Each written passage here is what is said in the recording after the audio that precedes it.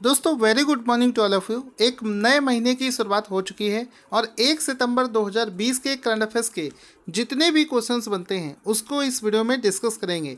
ये शानदार नोट्स आप देख सकते हैं, इसको डेली बेसिस पर फ्री में टेलीग्राम चैनल पर शेयर किया जाता है। अगर आप इसको फ्री में डाउनलोड करना चाहते हैं तो इसको आप टेलीग्राम चैनल से डाउनलोड कर सकते हैं, जिसमें आपको पूरा पीडीएफ रिवीजन के लिए मिल जाएगा। शुरू करते हैं आज के सबसे पहले क्वेश्चन से।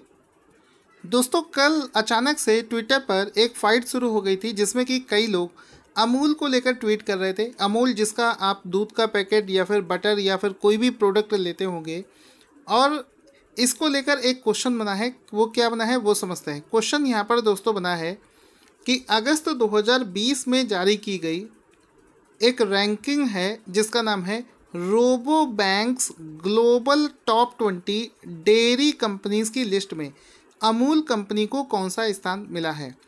तो यहाँ पर समझेंगे पूरी दुनिया की जो डेयरी कंपनीज हैं, यानी कि दूध के प्रोडक्ट से रिलेटेड जो कंपनीज होती हैं उसको डेयरी कंपनीज के नाम से जानते हैं।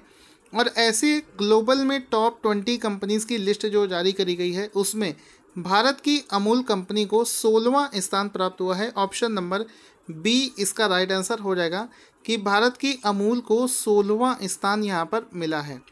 एक बार अच्छे से फिर से देखेंगे। अगस्त 2020 में जारी करी गई रोबो बैंक की ग्लोबल टॉप 20 डेयरी कंपनीज की लिस्ट में अमूल को 16वां स्थान प्राप्त हुआ है। अब इस फोटो में देख सकते हैं, चूंकि आपको याद करवाने के लिए इस फोटो को लगाया गया है। इसमें देखो अमूल कंपनी का फोटो दिख रहा होगा और लिखा है Amul becomes first Indian dairy company to be Rabobank's global top 20 list.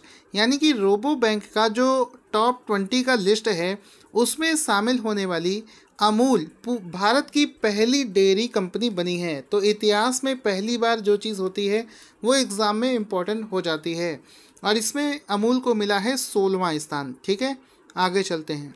अब इसमें कुछ पॉइंट्स हैं कि जो अमूल कंपनी है जिसको हम लोग Gujarat cooperative milk marketing federation के नाम से भी जानते हैं, इसने इस वर्ष $5.5 बिलियन का इसने कारोबार किया है और ये 16वें स्थान पर बनी है। अब इसमें देखते हैं कि टॉप की 3 ऐसी कौन कौन सी कंपनीज हैं जो कि इस लिस्ट में टॉप पर हैं। अमूल का रैंक है यहाँ पर 16वां, तो 16वां रैंक है अमूल का। पहले स्थान पर है एक कंपनी जिसका नाम है नेस्ले, जिसका चॉकलेट आपने खाया होगा, और ये स्विट्जरलैंड की कंपनी है। दूसरे पर है लैक्टेलिस, ठीक है, और ये कंपनी फ्रांस देश से बिलोंग करती है। तीसरे स्थान पर है डेयरी फार्मर्स ऑफ अमेरिका, और ये यूएसए से बिलोंग करती है। तो ये टॉप की 3 पोजीशंस हैं और अमूल को इसमें 16वां स्थान प्राप्त हुआ है। अगला शानदार क्वेश्चन बना है कि परमाणु परीक्षण के खिलाफ अंतर्राष्ट्रीय दिवस यानी कि international day against nuclear test किस दिन मनाया जाता है। तो प्रत्येक वर्ष 29 अगस्त को 29 अगस्त को international day against nuclear test, कोई भी देश न्यूक्लियर टेस्ट को ना कंडक्ट करे इसको लेकर एक इंटरनेशनल दिवस जो है ये प्रत्येक वर्ष 29 अगस्त 29 अगस्त को मनाया जाता है। तो ऑप्शन नंबर सी इसमें राइट आंसर हो जाएगा। इसका आप यहाँ पर और भी चीज़ें देख सकते हैं कि इस दिवस को अगर हम लोग इम्पॉर्टेंट पॉइंट्स को देखें तो ये जो दिवस है ये पहली बार 29 अगस्त 2010 को मनाया गया था। ठीक है, इससे जुड़ा हुआ रिलेटेड जीके हम लोग अगर देखें तो न्यूक्लियर वेपन्स को लेकर कौन कौन सी ट्रीटीज़ बहुत फेमस है उसको देखते हैं। इनमें से 4 ट्रीटीज़ का नाम आपने सुना होगा। इनमें से एक है IAEA, एक है CBBT, एक है न्यूक्लियर सप्लायर ग्रुप और एक है न्यूक्लियर प्रोलिफरेशन ट्रीटी। तो इसका एग्ज़ाम में पूछा जाता है कि कौन से ईयर में साइन की गई है। तो पहला है न्यूक्लियर प्रोलिफरेशन ट्रीटी, इसको 1968 में किया गया था और इंडिया ने इसमें साइन नहीं किया था, इंडिया इसका पार्ट नहीं था। न्यूक्लियर सप्लायर ग्रुप 1974 में बना था और इसका भी भारत जो है इसमें शामिल नहीं था। उसके बाद में था comprehensive nuclear test ban treaty 1996 में, इसमें भी भारत नहीं था। इसके बाद में है IAEA 1957 में भारत ने इसमें पार्टिसिपेट किया था, इसमें साइन किया था। तो ये आपको पता होना चाहिए। चूँकि बात यहाँ पर न्यूक्लियर वेपन्स की, न्यूक्लियर हथियारों की हुई है, तो आपका जो भारत के अंदर न्यूक्लियर पावर प्लांट है उसके बारे में आपको पता होना चाहिए कि जो तारापुर परमाणु ऊर्जा संयंत्र है ये भारत का पहला परमाणु ऊर्जा संयंत्र है। एग्ज़ाम में अक्सर पूछा जाता है कि भारत का पहला परमाणु ऊर्जा संयंत्र कौन है, तो तारापुर परमाणु ऊर्जा संयंत्र भारत का पहला है। यह संयंत्र 1969 में बोईसर महाराष्ट्र में स्थित है, वहाँ पर इस्टेब्लिश किया गया था। ठीक है, इस समय भारत के अंदर में कितने न्यूक्लियर पावर प्लांट हैं, तो कुल मिलाकर भारत के पास में 7 परमाणु ऊर्जा संयंत्र हैं, यानी कि न्यूक्लियर पावर प्लांट हैं। उसके अंदर 22 जो है ये रिएक्टर अभी वहाँ पर चल रहे हैं। साथ ही साथ में भारत का पहला परमाणु रिएक्टर कौन सा है, तो भारत सहित एशिया का पूरा पहला, भारत और एशिया का पहला परमाणु रिएक्टर अप्सरा अनुसंधान रिएक्टर है, जो कि मुंबई में स्थित है। ये आपको पता होना चाहिए।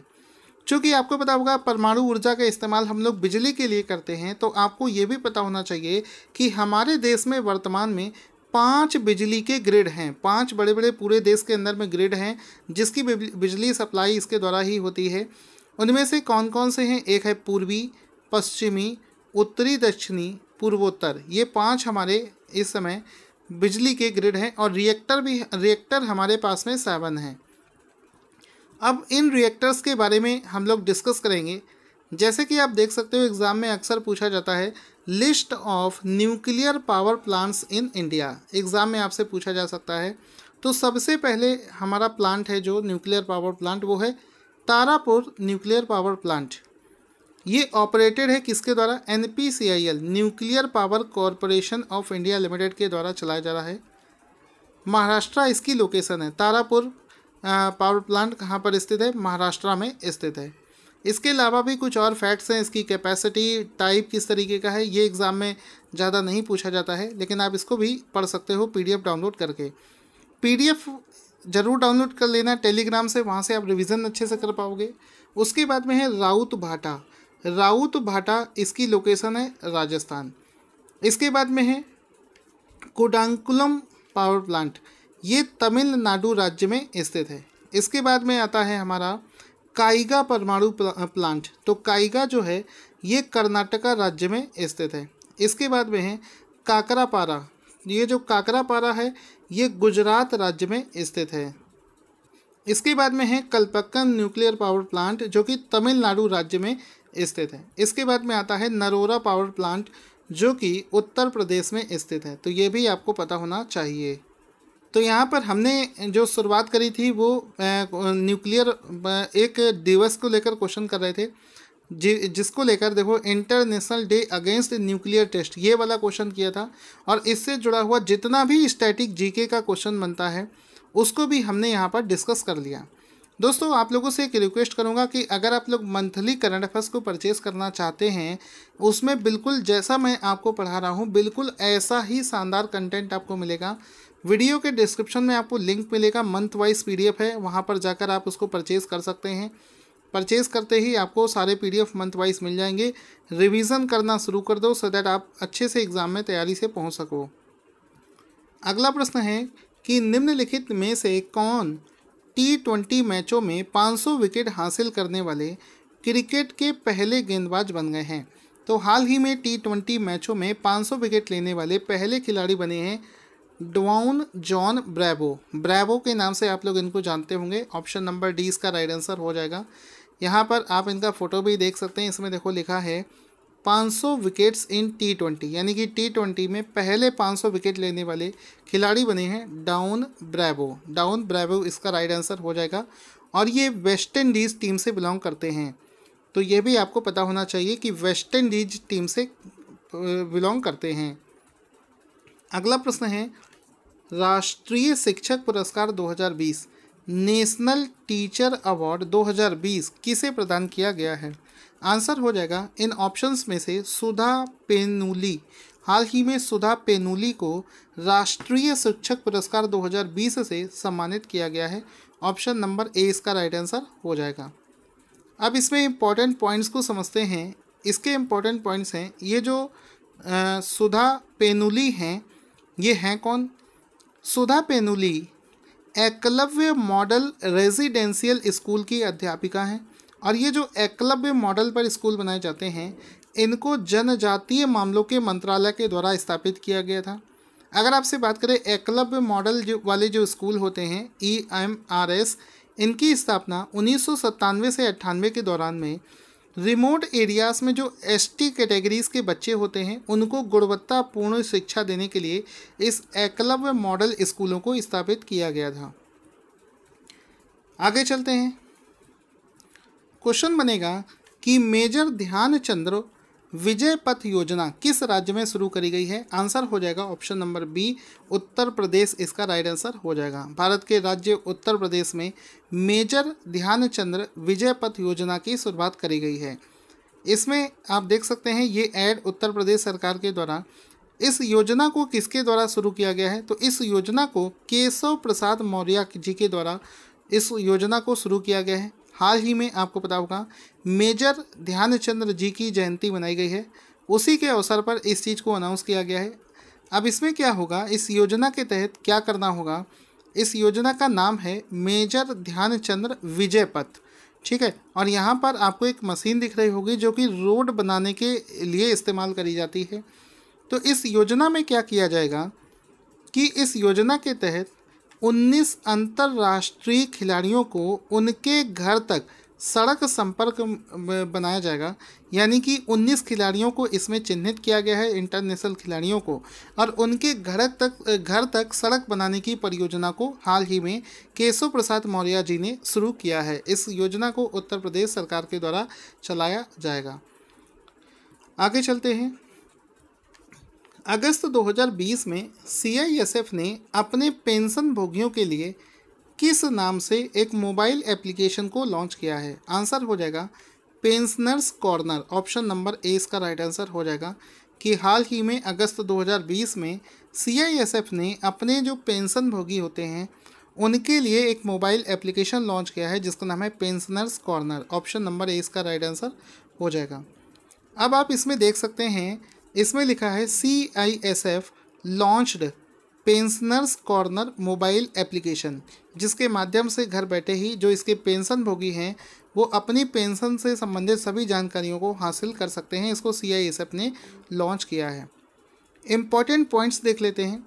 इस ऐप को CISF ने कार्यालय की मुहिम के तहत शुरू किया है। आपको पता होगा कोविड-19 की जब शुरुआत हुई थी तो CISF ने कार्यालय नाम से एक मुहिम की शुरुआत करी थी जिसमें बिना फिजिकल के कांटेक्ट में आए आप फाइलों को ट्रांसफ़र कर सकते हैं, आप सारे ऑफिशियल वर्क कर सकते हैं। उसी योजना के तहत ये छोटा सा पार्ट है। CISF का हेडक्वार्टर नई दिल्ली में स्थित है। इसके डायरेक्टर जनरल का नाम है राजेश रंजन। दोस्तों, आप लोगों से रिक्वेस्ट है कि इस वीडियो का कंटेंट अगर आपको अच्छा लगता है तो उसको लाइक भी करना, दूसरे के भरोसे मत रहना। आप लाइक करोगे तभी इसके लाइक्स बढ़ेंगे। कौन सा राज्य महिलाओं के लिए भारत का पहला इंटरनेशनल वीमेन ट्रेड सेंटर स्थापित करेगा? तो आंसर हो जाएगा ऑप्शन नंबर ए, केरला। हाल ही में केरला राज्य ने अनाउंस किया है कि वो पूरे भारत का पहला इंटरनेशनल वीमेन ट्रेड सेंटर, व्यापार सेंटर स्थापित करेगा। तो ऑप्शन नंबर ए इसका राइट आंसर हो जाएगा। इसमें आप देख सकते हो केरला, भारत के नीचे के तरफ ये मैप केरला को आप देख सकते हो, लिखा है Kerala to set up India's first international trade centre for women. ये इसका राइट आंसर हो जाएगा। इस केंद्र को केरला के कोच्चि में स्थापित किया जाएगा। अगला क्वेश्चन दोस्तों इसमें बनेगा कि formula one Belgian grand prix 2020 को किस खिलाड़ी ने जीत लिया है? तो आंसर हो जाएगा लेविस हैमिल्टन।